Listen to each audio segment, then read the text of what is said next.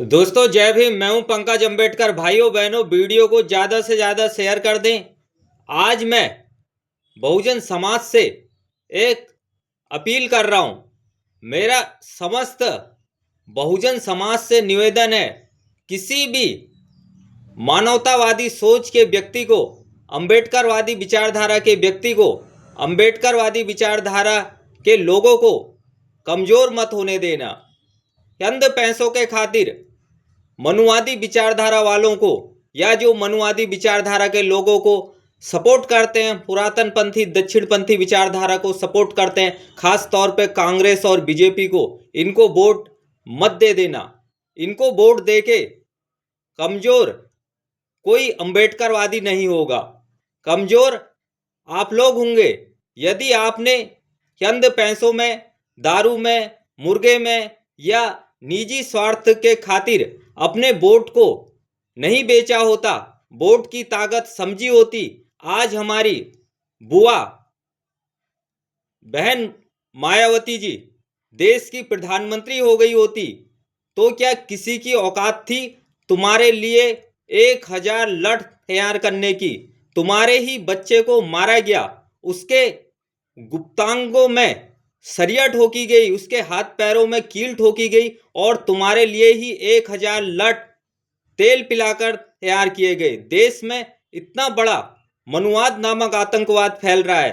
पहले बहन बेटियों के साथ रेप किया जा रहा है और आज भी कई वीडियो मेरे पास आ रही है जिसमें मनुवादी आतंकियों द्वारा बहुजन समाज की बहन बेटियों को रेप करने की धमकी दी जा रही है। 10-10, 12-12 साल की हमारी बहन बेटियों को रेप करने की धमकी दी जा रही है और सरकार उनके ऊपर कोई कार्रवाई नहीं कर रही है, क्योंकि बहुजन समाज के बच्चे मनुवादियों की नज़र में बच्चे ही नहीं हैं। इनको वो कीड़े मकोड़े से भी बदतर समझते हैं। अब मेरा आपसे निवेदन है, जैसे आपने बहन मायावती के हाथों को कमज़ोर किया, उसी तरीके से आप भाई चंद्रशेखर के हाथों को कमज़ोर कभी मत करना। चंद्रशेखर आज़ाद जी का साथ हमेशा देना। 131 सांसद हैं, लेकिन कोई सांसद आया बारिश में भीगते हुए पीड़ित परिवार से मिलने के लिए? नेता ऐसा होना चाहिए जिसके गले लगकर जनता अपना दुख सुख कह सके, रो सके, अपने दर्द को बयां कर सके। इतने सांसद हैं, इतने विधायक हैं, क्या केतन का परिवार किसी के गले लग के रोया? हमारे भाई चंद्रशेखर के गले लग के रोया। उनको उन्होंने अपना मसीहा समझा, अपने परिवार का समझा, अपना बेटा समझा, अपना भाई समझा। आप लोगों से मेरा निवेदन है, ये बात कहने में मैं भी भावुक हो गया हूँ, मेरे भी आंखों में आंसू आने लग गए हैं। केतन भाई के साथ इतनी दरिंदगी की गई, हमारी बहन बेटियों के साथ इतनी दरिंदगी की गई, हमारी मनीषा वाल्मीकि, शिल्पी कुशवाहा, हमारी कई बहन बेटियों के साथ दरिंदगी की गई, लेकिन मनुवाद को मानने वाले लोग उन बहन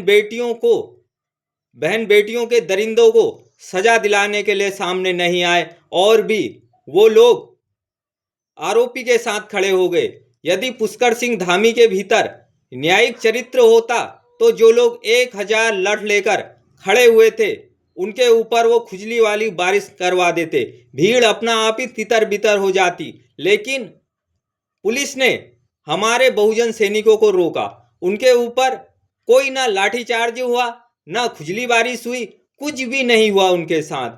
सरकार असल में पुष्कर सिंह धामी जी नहीं चला रहे हैं, ये सरकार ना केंद्र से चल रही है, ना मोदी जी चला रहे हैं, ना पुष्कर सिंह धामी जी चला रहे हैं।